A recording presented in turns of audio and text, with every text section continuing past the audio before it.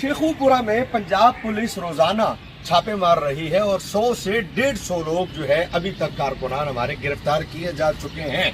दिलचस्प बात यह है कि एक दिन पहले एहतजाज होता है और एक दिन बाद KFC में दाखिल होकर कोई बंदा एक जो किचन में एक मजदूर होता है उसको गोली मार देता है।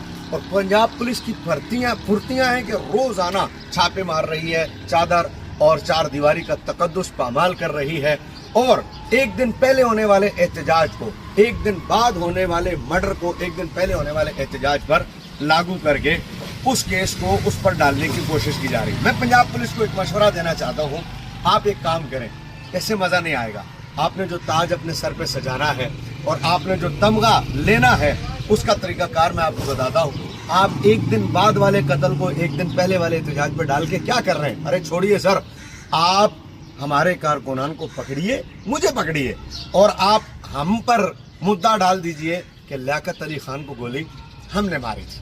आप मुद्दा हम पर डाल दीजिए कि बेनज़ीर की शहादत में भी हमारा हाथ है। आप मुद्दा हम पर डाल दीजिए कि ज़ियाउल हक साहब का तैयारा जो उड़ रहा था, आम की पेटियों में बम रखने वाले भी हम लोग थे। भाई साहब, बहुत बड़ा इनाम आपको मिलेगा।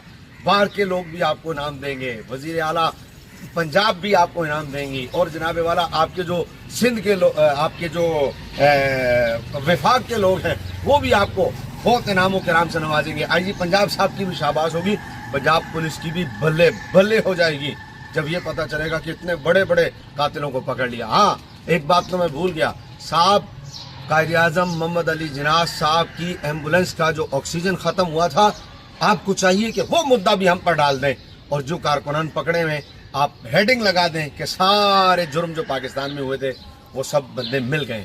इससे आपकी ज्यादा रेपुटेशन अच्छी होगी। बगैर आदाब के आदाब से